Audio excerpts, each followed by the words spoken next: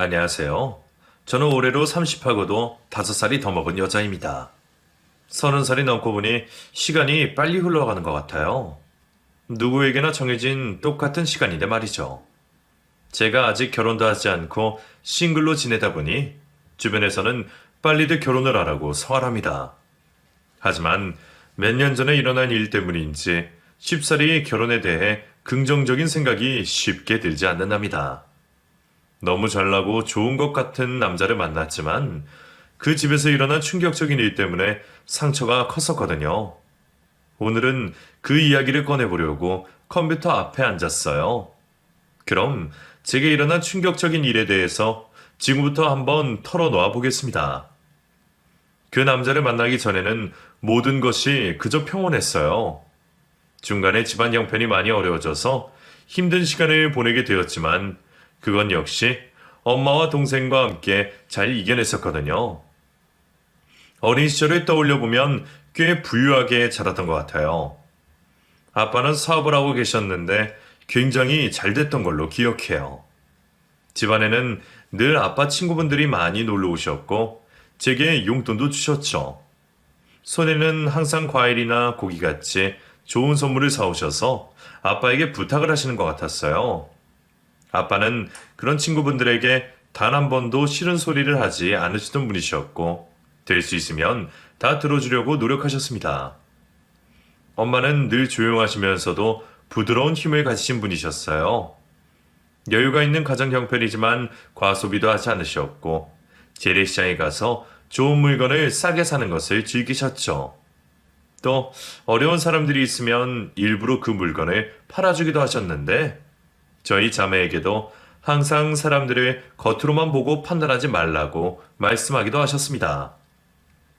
그런 부모님의 그늘에서 저와 제 여동생은 아주 행복하게 지냈었어요. 조금 바쁘신 게 흠이라면 흠이었지만 다른 부분은 정말 행복하고 부유하게 해주셨거든요. 고급스러운 레스토랑도 자주 다녔고 예쁜 옷과 비싼 학용품도 아끼지 않고 사주셨어요. 제 친구들이 저를 보고 부럽다고 말을 할 정도였답니다. 그런 시절을 보내다 보니 솔직히 돈에 대해서 깊게 생각해 본 적은 없었어요. 그저 부모님이 모든 것을 다 해주시니 이렇게 계속 사나보다 하고 있었죠. 하지만 세상은 이런 저희 집을 가만히 놔두질 않았습니다. 잘 되던 아빠의 사업이 이상하게 하락세를 타고 있을 무렵 아빠는 아주 친한 친구분의 말을 굳게 믿고 어디론가 투자를 한다고 하셨는데 그게 엄청나게 잘못되었던 것 같아요. 저희 집에도 아주 자주 오시던 친구분이셨는데 아빠와는 20년이 넘게 알고 지내신 사이라고 하셨습니다. 그런 분이 아빠를 곤경에 빠뜨리셨고 결국은 아빠에게 사기까지 치셨나 보더라고요. 아빠는 그 충격에 쓰러져서 병원 신세를 지시다가 결국엔 세상을 떠나고 마셨습니다. 제가 아직 중학교도 졸업하지 않은 시기에 그런 일이 벌어졌으니까 얼마나 충격이 컸겠어요. 그 충격으로 엄마 역시 쓰러지셔서 장례식은 그야말로 아수라장이 되었죠. 거기다가 장례식 때 아빠에게 돈을 빌리셨던 사람들까지 찾아와 저희 엄마에게 무슨 각서 같은 것에 도장을 찍으라고 하는 마당에 엄마는 혼절을 아주 여러 번이나 하셨습니다. 결국 할머니 할아버지의 도움으로 장례식이 어찌어찌 끝나게 되었고 그 후로도 한참을 엄마는 자리에서 일어나지 못하셨어요. 엄마는 아빠를 정말 많이 사랑하고 의지하셨었거든요. 20대 초반에 만나 아빠와 가정을 꾸린 후에는 그저 아빠의 내조를 하고 저희를 양육하는 것 말고는 해본 적이 없으셨던 분이세요. 아빠를 떠나보내고 혼자서 가정을 이끌어가려고 하시니 얼마나 막막하셨겠어요. 며칠을 몸져 누워서 일어나지 못하시던 엄마는 보름쯤 지나고 난 후에 벌떡 일어나셨고 저희 집안에 붙어있던 차 앞 딱지를 가리키며 저희에게 말씀하셨습니다. 얘들아, 이거 봐. 이게 우리 집 현실이야. 이 딱지 뭔지 알지? 하지만 엄마는 이대로 주저앉지 않을 거야. 이렇게 무너지지 않을 거라고. 엄마 일할 거야. 열심히 일하고 돈 벌어서 너네 잘 키우고 남들한테 부족함 없이 자라게 할 거야. 엄마 믿지? 엄마, 괜찮아? 몸도 아직 안 좋잖아. 아직 일하면 안 될 것 같은데. 엄마 이대로 무너지지 않아, 절대로. 그러니까 너희들 예전과 다른 삶을 인정하고 엄마 뜻을 잘 따라줘. 그럼 엄마 절대로 나에 계시지 않을게. 엄마는 양가 부모님이 조금 도와주신 돈으로 아주 급한 부분부터 해결하셨고, 그때부터 일자리를 구하셨어요. 결혼 후 아무 일도 해보지 않으신 분이지만 무엇이든 도전해보려 하셨어요. 처음에 구하신 식당 일은 월급이 세서 도전하셨지만 며칠 지나지 않아 바로 잘리기도 했습니다. 하지만 엄마는 주저하지 않으셨어요. 그리고 바로 또 다른 곳에 일자리를 구하셨고 고열로 몸살이 나도 포기하지 않으셨습니다. 그런 엄마의 모습을 보면서 저와 동생은 참 많은 것을 배우게 되었죠. 그리고 그런 엄마의 모습까지 닮고 싶다는 생각까지 했습니다. 돈이 많았던 시절의 엄마의 모습도 참 겸손하시고 현명하셨지만 돈이 없을 때의 모습도 굉장히 멋지셨어요. 다른 건 몰라도 돈이 있을 때도 다른 사람들을 무시하거나 하는 모습은 전혀 없으셨거든요. 저 역시 엄마의 그런 모습을 보고 자라서 그런지 모든 사람들에게 최선을 다해서 대해주었어요. 특히나 조금 어려운 형편의 사람들을 대할 때에도 늘 한결같이 대해주었고요. 나중에 돈을 많이 벌면 불우이웃 돕기도 아주 많이 하고 기부도 하리라 하면서 다짐하기도 했죠. 아빠가 계셨더라면 좀 더 편하게 동생과 제가 공부를 할 수 있었을 텐데 현실이 그렇지 않다 보니 조금 힘든 부분이 많더라고요. 특히나 엄마가 잠도 못 주무시고 돈을 벌어오는 걸로 비싼 학원은 다닐 수가 없겠더군요. 상황이 좋았을 때는 피아노부터 영어, 수학까지 과외 선생님이 집으로 오셔서 수업을 해주셨는데 나중에는 거의 학원도 안 다니고 문제집만 풀면서 대학 입시 공부를 했습니다. 그 결과 더 좋은 학교를 쓸 수도 있었겠지만 포기하고 평범한 대학교를 선택했어요. 얼른 대학생이 되어 동생의 학비도 벌어야 했거든요. 알바를 하면서 용돈을 벌면서 학교 공부도 열심히 했던 이 시절이 제가 가장 부지런한 때가 아니었나 생각이 들어요. 세상에 얼마나 힘들었던지 시험 공부를 하면서 코피를 쏟은 적이 한두 번이 아니었거든요. 하지만 저는 그런 생활을 오히려 저희 가족을 단단하게 만들어준다고 생각하고 감사하게 받아들였던 것 같아요. 후회하고 한탄만 하기에는 시간이 너무 아까웠거든요. 엄마는 항상 제게 미안하다고 말씀하셨지만 저는 그렇게 생각하지 않았어요. 오히려 엄마의 앞으로 노년의 삶을 행복하게 해드리고 싶은 마음뿐이었습니다. 그렇게 저는 점점 어른이 되어갔던 것 같아요. 특히나 어려운 상황에 놓인 사람들을 보면 남일 같지 않아서 도와주고 싶은 마음이 있던 차에 봉사활동을 하는 단체에 가입도 하게 되었죠. 제 생활도 어려운지라 매번 나가지는 못했지만 그래도 시간이 될 때마다 최선을 다해서 봉사를 했습니다. 거기에 나중에는 제 동생도 합류하게 되어서 한두 달에 한 번씩은 함께 봉사활동을 했어요. 엄마는 너무 잘했다면서 저희를 보고 흐뭇해 하셨죠. 그렇게 시간은 흘러갔고 평범한 직장인이 되어 열심히 인생을 살아가느라 어느덧 제 나이가 30이 다 되어 가고 있었어요. 하루하루 바쁘게 살다 보니 제 나이가 이렇게 먹은지도 모르고 살았네요. 주변 친구들은 하나 둘 결혼도 하고 유학도 가던 소식을 전해드릴 때 저는 봉사활동 단체에서 한 남자를 만나게 된답니다. 뾰루퉁한 얼굴로 하기 싫은 거 억지로 나온 사람처럼 우두커니 서서 눈곱을 떼던 남자였는데 그 모습이 너무 황당하고 웃기기도 해서 제가 먼저 말을 걸었죠. 저기, 안녕하세요? 오늘 잘 찾아오신 거 맞죠? 네? 아, 네, 안녕하세요. 네, 뭐 맞는 것 같네요. 근데 무슨 안 좋은 일 있으세요?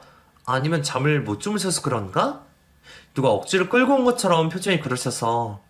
아, 뭐 그건 아니고 어제 일이 좀 늦게 끝나서. 봉사자님, 그래도 오늘 기쁜 마음으로 봉사해 주셨으면 좋겠네요. 누군가 강요하는 일도 아니잖아요. 봉사의 기쁨을 느끼려면 본인의 마음이 먼저 기분 좋아야죠. 아시겠죠? 오늘 처음 나와셔서 잘 모르시는 게 있을 것 같아서 제가 알려드릴게요. 여기 일로 와보세요. 우두커니 서 있던 남자는 저를 졸졸 뒤따라왔어요. 여전히 표정은 별로 좋지 않았지만 뭔가 하려고 하긴 하더라고요. 이것저것 설명을 해주고 따뜻하게 커피도 한 잔 타주었고 그 남자가 좀 변하면 좋겠다는 생각을 하고 있었죠. 그런데 저쪽에서 누군가 오더니 그 남자에게 선생님이라고 부르는 겁니다. 어머, 박 선생님 오셨어요. 이런 자리까지 주셔서 너무 감사해요. 병원일도 바쁘실 텐데. 아닙니다. 이 정도는 시간 빼야죠. 괜찮습니다. 바쁘신 의사 선생님이 와주시니 너무너무 든든하네요. 오늘 오실 어르신들 한 번씩만 살펴봐 주세요. 지금 인원은 많으신데 도움의 손길이 간절히 필요하신 분들이거든요. 알고 보니 그 남자는 의사였더라고요. 어제 일이 많아서 거의 잠도 제대로 못 자고 나온 게 맞았고요. 저는 왠지 미안한 마음이 들었습니다. 괜히 제가 막 아는 척하면서 가르치려고 한 것 같았거든요. 조금 떨어져서 봉사를 하는 하루 내내 마음이 조금 불편해서 가까이 가지도 못하고 있었어요. 그리고 하루의 일이 끝나고 나서 그 남자에게 다시 다가갔죠. 저 아까는 죄송했어요. 아침에 제가 표정 얘기도 하고 막 그래서. 아이, 그거 계속 신경 쓰셨어요? 맞아요. 아침에는 좀 황당하긴 했죠. 알지도 못하는 사람이 제게 그런 말을 했어요. 그렇게 미안하시면 끝나고 밥 한 끼 사세요. 그럼 없던 일로 해드릴게요. 그래요, 그럼. 오늘 일도 많이 하고 고생하셨는데 여기 계신 분들과 다 같이 식사하러 가요. 제가 선생님 밥값은 내드릴게요. 저희는 그렇게 봉사가 끝난 후 다 같이 식사를 하러 갔어요. 오래된 식당이라서 깔끔하지는 않았지만 주인장의 음식 솜씨가 아주 괜찮은 그런 곳이었습니다. 그 남자는 배가 고플 시간인데도 속이 별로 좋지 않아 제대로 밥을 먹지 못하더라고요. 밥 사주러 왔는데 잘 먹지도 못하니 제가 조금 마음이 불편하긴 했지만 아무튼 그렇게 식사 자리를 끝내고 헤어지게 되었습니다. 그런데 사람 마음이라는 게 참 이상한 것 같아요. 그날 이후 아주 가끔씩 그 남자의 행동과 말투, 표정이 떠오르는 거예요. 아침에 나와서 멀뚱하게 서서 인상 찡그리며 눈곱 떼고 있던 그 모습이 왜 그렇게 계속 생각이 나던지요. 별로 좋은 기억도 아닌데 생각이 나는 제 모습이 웃겨서 혼자 피식 웃음을 지은 적도 있었습니다. 그리고 한 달 뒤 제 동생과 함께 봉사를 나간 자리에서 그 남자를 또 만나게 되었어요. 그날도 역시 저쪽 구석에서 하기 싫은 표정으로 눈곱을 떼고 있었는데 그 모습을 보고 저도 모르게 웃음이 나왔어요. 동생은 아는 사람이냐며 왜 웃냐고 물었는데 저는 아무 대답도 하지 않고 그 남자를 바라보고 있었습니다. 그리고 그 남자를 마주치게 되었는데 그 남자도 저를 보고 웃고 있더라고요. 어머, 또 만났네요. 근데 왜 웃으세요? 제가 웃기게 생겼어요? 아니요. 그게 아니라 눈곱 떼는 모습이랑 서 계시는 포즈가 그때랑 너무 똑같아서요. 그랬나요? 어제도 너무 바빠서 잠을 못 잤더니 눈곱이 또. 아무튼 너무 이상한 모습만 보여드리네요. 오늘은 제가 밥 살 테니 끝나고 남으세요. 아셨죠? 제가 아는 식당으로 가자고요. 이번에는 저희 둘만요. 생각보다 저를 반갑게 맞이해주는 그 남자를 보니 기분이 좋더라고요. 그리고 끝나고 식당으로 단 둘이 가자고 하는 말을 들으니 얼굴이 새빨개져 버렸습니다. 옆에 있던 제 동생은 제가 그 남자를 좋아하고 있다면서 막 놀리기 시작하는데 어찌나 부끄럽던지 자리를 피해버렸죠. 그리고 그날 저녁 모든 봉사가 끝난 후 동생은 일부러 약속이 있다며 빨리 가버렸고 저는 그 남자와 단둘이 식당으로 향하게 되었습니다. 자신이 아는 식당으로 가져가던 그 남자의 고급스러운 자동차를 얻어 탔고 분위기가 너무 좋다 못해 고급스럽기까지 한 식당으로 들어가게 되었어요. 무슨 코스 요리로 나오는 곳이었는데 이런 곳은 처음 와보는 것 같았죠. 그 남자는 자기가 좀 깔끔하고 그런 걸 좋아하는 편이라 이전에 갔던 식당에서는 밥을 제대로 먹지 못했다고 하더군요. 자동차도 그렇고 말하는 것도 들어보니 꽤나 고급지게 살아가는 거 있는 것 같아서 솔직히 부담스러웠습니다. 저희 집이 예전에 아빠가 살아계실 때만 했어도 이런 생각은 들지 않았을 텐데 하는 생각도 조금은 했었어요. 자리도 부담스럽고 밥도 잘 넘어가지 않아서 꾸역꾸역 식사를 마치고 빨리 집으로 돌아가고 싶었습니다. 일단 그 불편한 고급 식당을 벗어나고 싶었거든요. 제 기분을 눈치챘는지 그 남자는 제게 말했어요. 이런 자리 불편하세요? 저는 나름대로 최선을 다해서 맛있는 식당을 골라서 온 건데 마음에 안 드셨다면 죄송해요. 아니에요. 너무 맛있게 잘 먹었어요. 죄송하긴요. 제가 너무 감사한걸요. 근데 왜 그렇게 안절부절 못하세요? 혹시 제가 불편해서 그러세요? 저는 사실 그쪽 만나려고 없는 시간 쪽에서 오늘 다시 나온 건데 아직 싱글이고 애인도 없다고 다 들었어요. 네? 정말요? 저를요? 그 남자의 말에 순간 너무 놀라 아무 말도 할 수가 없었어요. 정말 생각지도 못한 말이었거든요. 저는 당연히 의사 직업이 있고 나이도 좀 있어 보여서 당연히 결혼을 했거나 아니면 애인이 있는 걸로 생각했거든요. 저같이 너무나 평범한 차림과 직업을 가진 사람이 의사라는 직업을 가진 남자와 어울릴 것이라는 생각은 단 한 번도 하지 않았었죠. 눈이 휘둥그레 커져서 놀라있는 제게 그 남자는 연이어서 말했어요. 저 싫어요? 아니시면 한번 만나보시죠. 나름대로 꽤 괜찮은 놈이에요. 저 나이는 좀 있지만 지금은 안정적이고 집안도 괜찮고요. 과거에 연애 안 해본 사람 없을 테니 제가 연애한 것도 그렇게 나쁜 일은 아닐 테고요. 저는 운명이라는 걸 잘 안 믿는 사람인데 그쪽은 이상하게 제 기억에 계속 남는 걸 보니 이번에 믿고 싶네요. 저 한번 만나보시죠. 이 남자는 정말 저돌적으로 제게 다가왔습니다. 저는 살면서 이렇게까지 제게 구애를 하는 사람을 본 적이 없었고 더군다나 직업도 제게 과분하다고 생각했기에 그 사람에게 홀딱 빠져버리고 말았어요. 원래 저도 그렇게 한 번에 사람한테 빠져드는 법이 없는 사람인데 어쩌다 제가 그렇게 되었는지 지금 생각해도 신기하네요. 저보다 4살 위인 그 남자는 고급 외제차를 타고 다녔고 옷차림도 향수도 모든 것이 명품이었습니다. 또한 제게 명품 가방과 비싼 옷도 아낌없이 사주는 통도 큰 남자였죠. 사귄 지 5개월 만에 작은 다이아가 박힌 반지를 제게 사줄 정도로 그 남자는 정말 저를 잘 대해주었어요.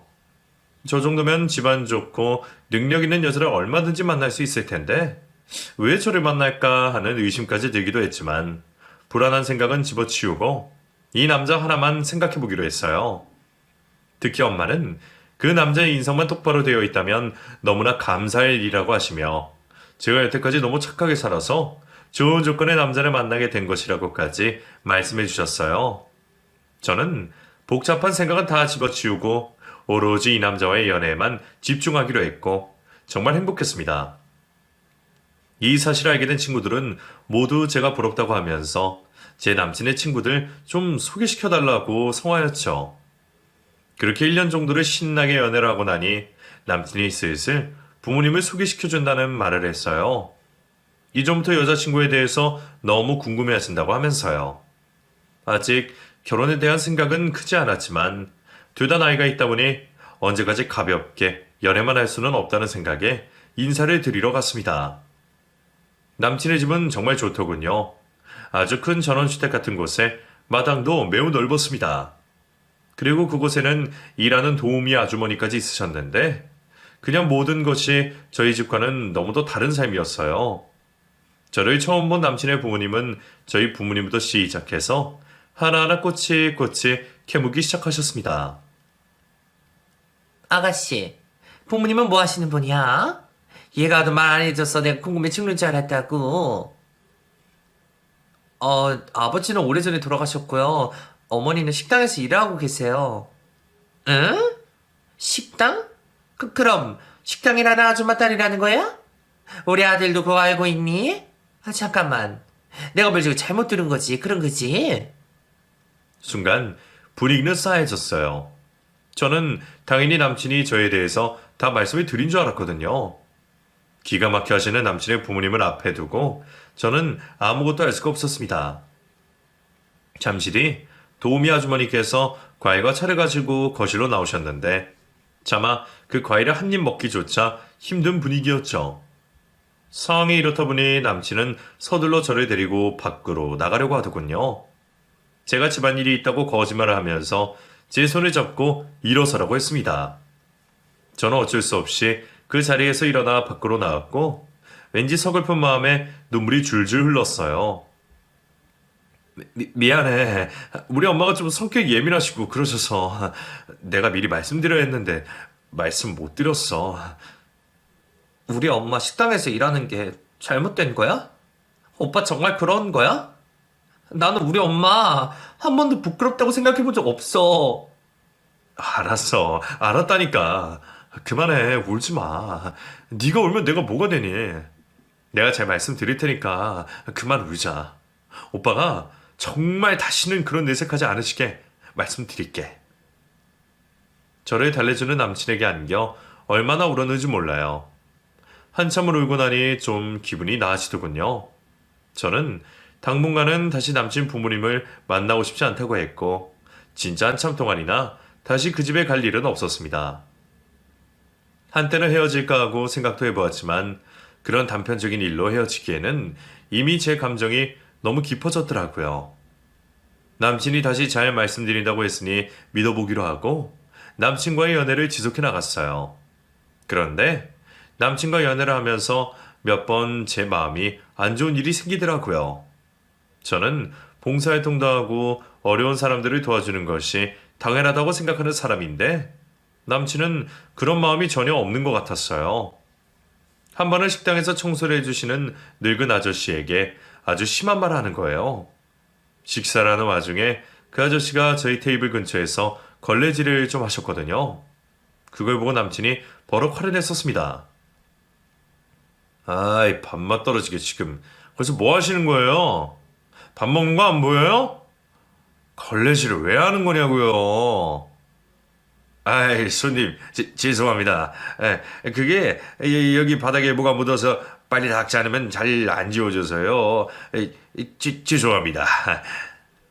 그거야 그쪽 사정이고요. 돈 받고 일하면서 그런 것까지 왜 나한테 말해요? 아이씨, 밥맛 떨어져 역겨워서 밥을 못 먹겠네 아주.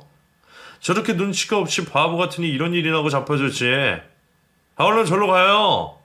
더러운 걸레 당장 치우라고. 남친은 밥숟가락을 세게 놓으면서 그 아저씨에게 소리를 질렀어요. 저는 너무 황당하고 어이가 없었습니다. 제게 다정하고 말을 하고 봉사활동을 하던 그 모습은 온데간데 없고 너무 인정머리 없고 냉정한 사람만 있었거든요. 얼굴이 화끈거리도록 창피하고 화가 나서 더 이상 그곳에 있을 수 없이 식당에서 바로 나와버렸고 남친에게 화를 냈어요. 그러나 남친은 저런 사람들 다 생각해주고 배려해주면 고마운 줄도 모른다며 오히려 자기 편을 들어주지 않는 제게 화를 냈죠. 저희는 이런 식으로 몇 번 다툼을 했는데 나중에 알고 보니 그 봉사활동도 자신이 아는 어떤 선생님에게 잘 보이려고 어거지로 나온 것이더라고요. 남친이 누구랑 통화하는 걸 들었는데 그때 전화기에 대고 말했었어요. 걔가 돌았냐? 피말리게 공부해서 의사 됐는데 웬 봉사활동? 없는 것들은 도와주면 안 돼. 지가 뭐라도 되는 줄 안다니까? 김 선생님만 아니었으면 내가 왜 거길 갔겠어. 잘 보이기 참 힘들다. 힘들어. 에휴. 남친과 사귀면서 이런 모습을 몇 번 보니 솔직히 조금 두렵기도 했습니다. 양의 탈을 쓰고 저를 대하는 것 같기도 했고 제게 하는 행동도 다 거짓말 같아 보이기도 했으니까요. 그래서 몇 번 헤어짐을 결심하고 말을 한 적도 있었어요. 하지만 그때마다 저를 너무나도 사랑해서 절대로 포기할 수 없다는 남친의 말에 다시 만남을 반복하게 되었습니다. 사람의 인연이라는 것이 한번 맺어지면 쉽게 끊어지지가 않더라고요. 그리고 이윽고 저희는 결혼을 하자는 약속까지 하게 되었죠. 가진 것 없는 저를 뭘 보고 그런 생각까지 하게 되었는지는 모르겠지만 어쨌든 제 친구들은 모두들 저를 부러워했고 그때까지만 해도 정말 잘 살아갈 수 있을 거라고 착각을 했습니다. 두 번 다시 마주하고 싶지 않았던 남친의 부모님을 또다시 만나러 가는 날, 얼마나 가슴이 답답하던지 소화제까지 미리 챙겨 먹고 갈 수밖에 없었죠. 부들부들 떨리는 마음으로 방문한 저를 반갑게 맞이해 주신 분은 도우미 아주머니셨어요. 연세가 저희 엄마 또래이셨는데 인상이 너무 좋으시더라고요.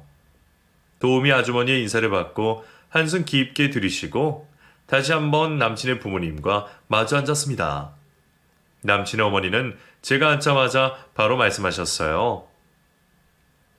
의사 부인들이면 적어도 열쇠 2개는 갖고 와야 되는데 아가씨가 갖고 올 수 있는 게 뭐가 있나 모르겠네? 그래요. 우리 아들이 아가씨 같은 스타일의 여자를 만나본 적이 없어서 아주 흠뻑 빠져서 정신 못 차리는 것 같은데 일단 내가 필요한 거 여기 적어놨으니까 이거 보고 챙겨와요. 남친의 어머니는 작은 메모지 한 장을 제게 주셨고 그 안에는 몇 가지가 적혀 있었습니다. 첫 번째는 학교생활 기록부였고 두 번째는 산부인과에 가서 혼전순결에 대한 산정검사를 해오라는 것이었죠. 정말 너무 황당해서 할 말이 없었어요. 솔직히 제가 어린아이도 아니고 나이 30이 넘어서 연애를 하면서 혼전순결을 꼭 지켜야 하는 건 아니잖아요. 더군다나 남친은 그런 걸 너무 좋아하는지라 지게 많이 졸라서까지 했었거든요.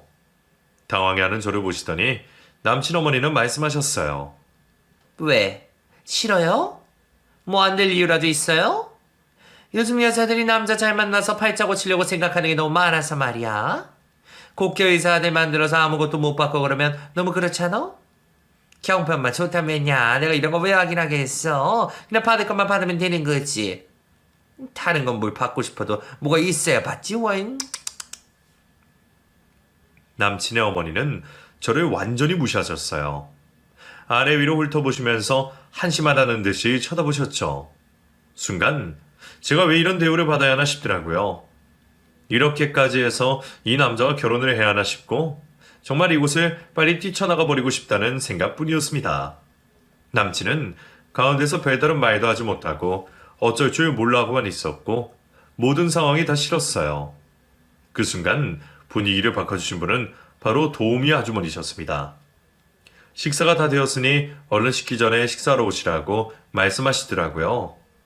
저희는 모두 부엌으로 이동해서 식사를 하는데 차마 넘어가지 않는 밥을 깨작깨작하니 예비 시모인 남친 어머니가 또 한 소리 하셨어요.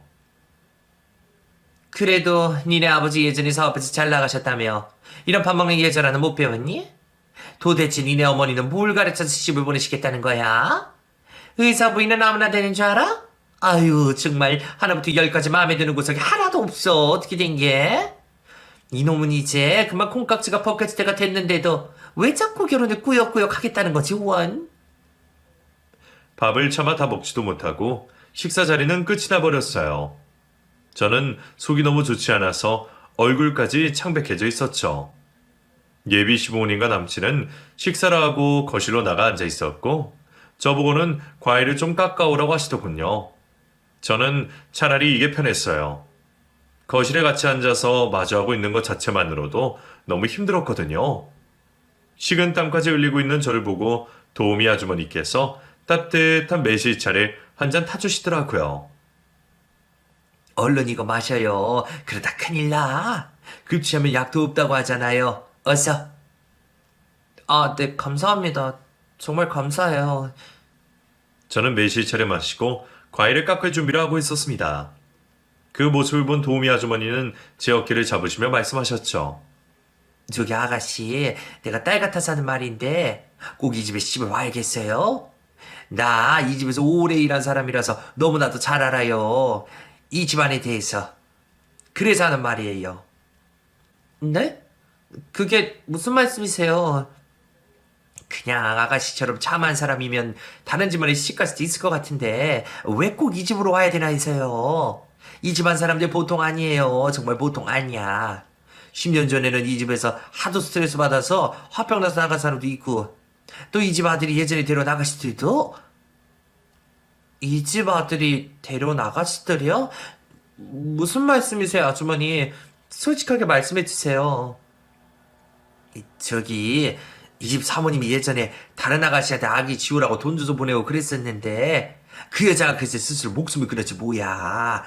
얼마나 괴롭혔으면 그랬겠어요. 여자가 뭐 한두 명도 아니었고 의사라고 여기저기서 수기도 엄청 들어오고 그러는데 몇 번 그런 일 있고 나서부터는 딱 끊겼지 뭐예요. 아무튼 그런저런 일이 있는 집안이라서 버티기 힘들 거야. 벌써부터 이렇게 취하고 그러는데 앞으로는 어떻겠어요? 아가씨가 감당할 수 있는 집안이 아닌 것 같아요. 저는 순간 얼음처럼 차갑게 얼어붙어 버렸어요. 아무 말도 할 수가 없고 아무 생각도 할 수가 없었죠. 남친과 예비 시모가 좀 막대먹고 말을 함부로 하는 부분은 있어도 그런 일까지 있는 줄은 상상도 못했거든요. 더군다나 아이까지 임신시킨 여자한테 그런 짓을 할 수가 있나요? 상상을 초월하는 얘기에 너무 황당해서 한숨만 나왔습니다. 나도 사정이 있어서 이 집에서 못 가고 있지만 저번에 너무나 말도 안 되는 규칙이 많아서 10년이 넘은 나도 너무 힘들 지경이에요. 결혼하면 분명히 이 집에서 같이 살라고 하실 텐데 다시 생각해봐요. 어? 도우미 아주머니의 말을 듣고 손이 벌벌 떨려서 찬장문을 열기도 힘들 정도였어요. 아주머니의 도움으로 찬장문을 열어 접시를 꺼내려고 하던 그 순간 찬장 안에 붙어있는 종이를 보고 또 한 번 깜짝 놀랐습니다. 그 안에는 부엌에서 지켜야 할 규칙들이 적혀 있었는데요. 가장 황당했던 것은 색상별로 이 집안 서열을 정해놓고 있었다는 건데요. 도우미 아주머니는 가장 낮은 빨강색이라서 이 집안 냉장고에서 음식도 못 먹고 식탁도 절대 사용하면 안 된다고 되어 있어요. 거기다가 그 다음 서열은 학벌이나 경제력으로 나뉘어져 있는데 그런 것에 따라서 이 집안에서는 이 집안에 방문하는 손님들한테까지도 서열을 분명하게 나누고 있더라고요. 아까 식사를 할 때 제 접시만 다른 것이 바로 그 때문인 것 같다는 생각에 소름이 쫙 끼쳤습니다. 말이 규칙이지 이건 완전히 계급 사회가 따로 없었어요. 백정이나 노예 같은 신분 구분을 나누는 것처럼요. 도우미 아주머니는 베란다를 나가서 뒤쪽에 작은 조리대와 미니 냉장고가 있었는데 자신이 먹을 음식은 추운 날씨에도 그곳으로 나가서 음식을 조리한다고 하시더라고요. CCTV까지 설치되어 있어서 절대로 마음대로 할 수도 없으시대요. 한 번은 너무 춥고 집안에 아무도 없어서 그냥 식탁에서 식사를 하셨다가 모멸감에 월급까지 깎이는 일을 겪으셨다고 하셨어요. 도우미도 사람인데 어떻게 이렇게까지 할 수가 있을까요? 어떻게 자신들이 정해놓은 기준에 따라서 사람들을 차별 대우하고 무시할 수 있느냐고요. 자신들이 마치 이 집의 왕인 것처럼 행동하고 말이죠.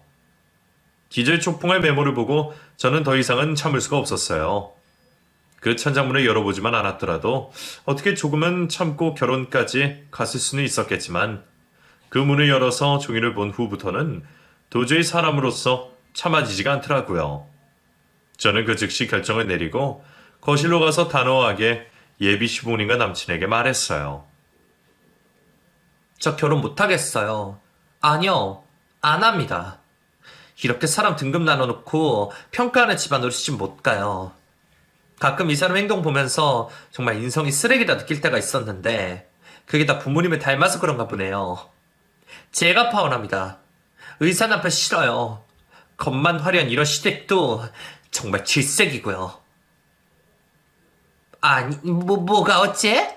어디서 더러운 버러지 같은 년이 먼저 파혼 어쩌고 저쩌고 해? 너는 파혼이라는 말 할 줄도 못했는 년이 알아?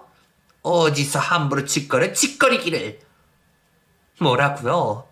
저는 파혼한다는 말도 못합니까? 오해하지 마세요.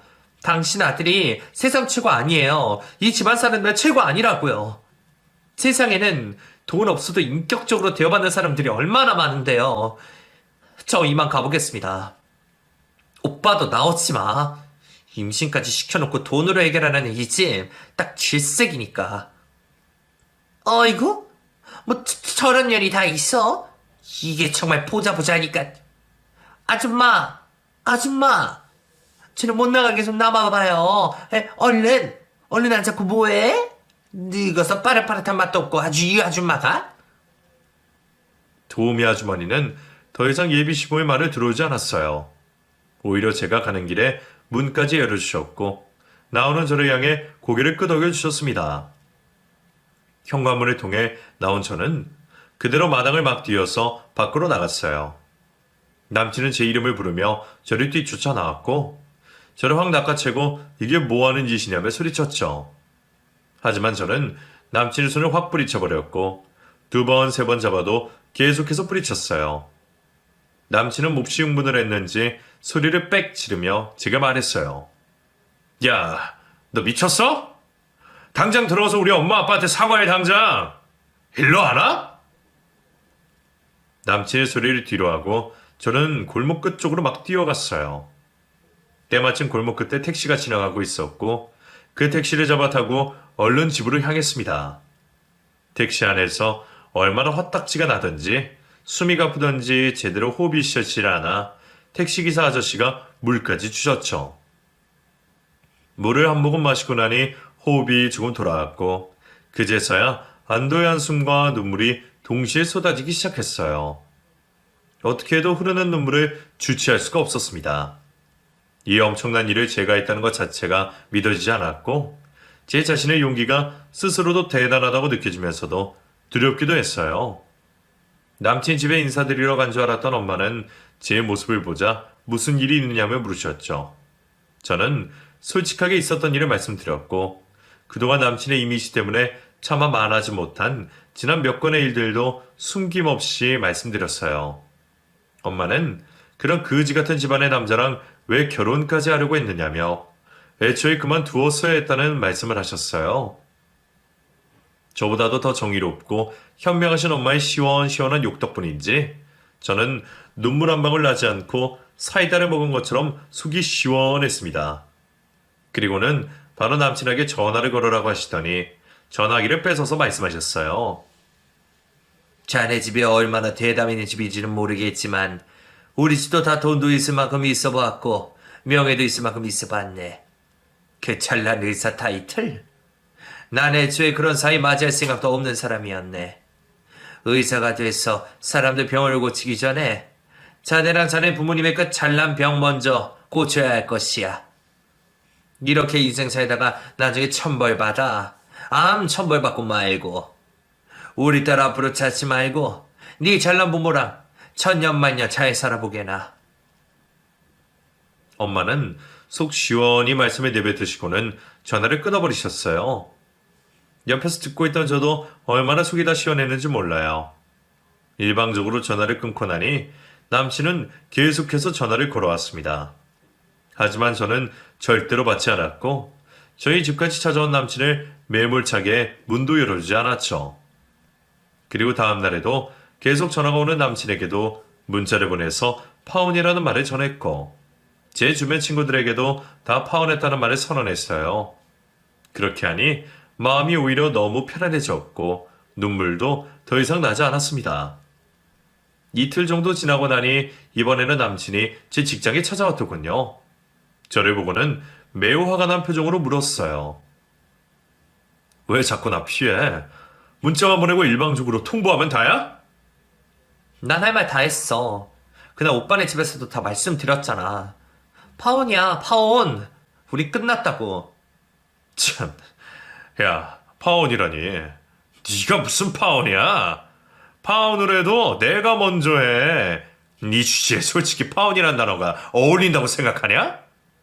그동안 내가 만났던 여자들하고 좀 다르기도 하고 착해서 잠시 내가 정신이 나가 있었던 것 같은데 너 그러지 마라. 알았냐? 뭐야, 오빠. 어떻게 그런 말 할 수가 있어? 나는 그럼 파혼도 못해? 그래, 넌 못해. 쪽팔리게 어디서 파혼을 당했다고 말을 해? 너 우리 엄마 아빠가 가만히 계실 것 같아? 너 같은 애? 그만해, 제발. 내가 오빠를 사랑했던 그 시간까지도 모욕하지 말아줘. 나 정말 오빠 사랑했어. 아주 많이. 그러니까 그냥 아름다운 추억들 가지고 지내자, 어? 제발이야. 그만. 남친은 저를 보고 아주 매서운 눈초리로 노려보고 있었고 급기야는 바닥에 침까지 뱉고 가버렸습니다. 그동안 제가 알던 사람의 모습과 완전히 다른 모습이었어요. 그리고 며칠 뒤 저는 저희 회사 홈페이지에 말도 안 되는 글을 보게 되었습니다. 제가 친하게 지내는 봉사단체 어떤 분과 양다리를 걸치었고 그 결과 파혼을 당했다며 저를 아주 더러운 년으로 몰고 가는 글이었어요. 말도 안 되는 글을 보고 저는 더 이상 참을 수가 없었고 결국 아이디를 조사해서 그 사람이 남친과 관련되어 있다는 것을 알게 되었죠. 결국 저는 더 이상 참지 못하고 명예훼손으로 고소까지 했습니다. 제가 고소한 것을 알고 또다시 제게 전화를 건 남친은 이번에는 거의 협박을 하듯이 저를 사회에서 매장시켜버린다고 하더군요. 제가 그토록 사랑했던 사람이 맞는지 의심스러울 정도의 모습을 보여주었어요. 살이 떨리도록 역겨움의 몸소리가 쳐질 정도였습니다. 야, 네가 감히 나를 상대로 파혼을 해? 네가 뭔데? 네가 도대체 뭔데? 네가 돈이 있기를 해? 남들처럼 삐까뻔쩍 몸매가 좋기를 해? 그렇다고 잠자리를 잘해? 나 정말 웃긴 년이네. 나 좋다는 년도 줄 섰거든? 네가 감히 내 체면을 구겨? 오빠, 더 이상은 오빠랑 대화가 안 통할 것 같다. 나한테 연락도 하지 마. 그냥 우리 사랑했던 기억도 난 다 지워버릴 거니까 그런 줄 알아. 저는 그 후로 전화번호를 바꿔버렸어요. 너무 연락이 와서 욕설까지 해야 되니 더 이상은 그대로 버틸 수가 없었거든요.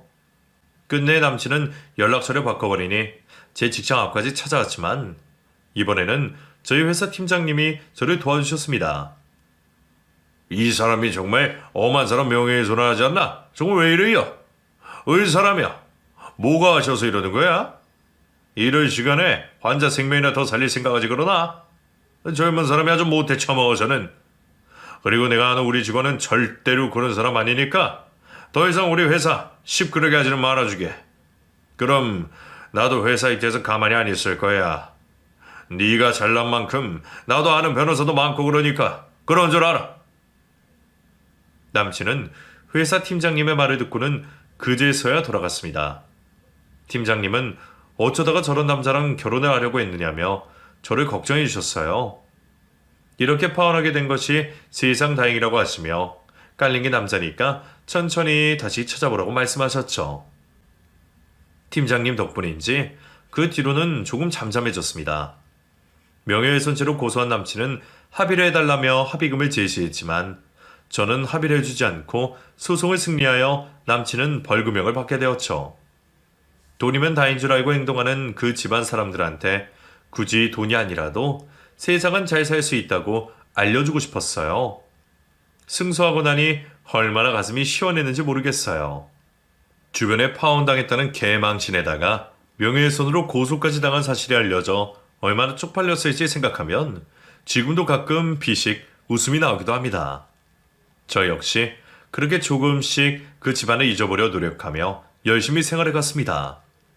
그렇게 열중하던 시간이 지나니 몇 년이 흘러가 있네요. 그러고 보면 시간은 참 빨리도 흘러가는 것 같아요. 솔직히 아직까지도 그 집안을 생각하면 황당하고 열도 받고 그래요. 좋은 조건의 남자라고 소개팅을 받을 때에도 그 사람이 생각나기도 하고요. 아직은 확실하게 있기엔 시간이 좀 더 필요한 것 같아요. 그래도 이곳에 속 시원하게 털어놓고 나니 마음의 짐이 조금은 덜어진 것 같습니다. 그리고 다시 한번 제게 그 집안의 내막에 대해서 알려준 도우미 아주머니께 감사를 드리고 싶어요. 만약 그때 그 사실을 알지 못하고 결혼에 강행했다면 아마 지금쯤 파혼이 아니라 이혼을 했을 것이라는 생각도 드네요. 여러분도 혹시 뭔가 마음에 걸리는 것이 있는 결혼이라면 절대로 다시 한번 진지하게 생각해 보시라고 말씀드리고 싶어요. 자기 자신의 인생은 소중한 것이니까요. 앞으로 살아갈 날이 많고 남은 자도 많답니다. 그러니까 최대한 진지하게 결정하세요. 이상으로 제 이야기를 마칠게요. 끝까지 들어주셔서 감사드립니다.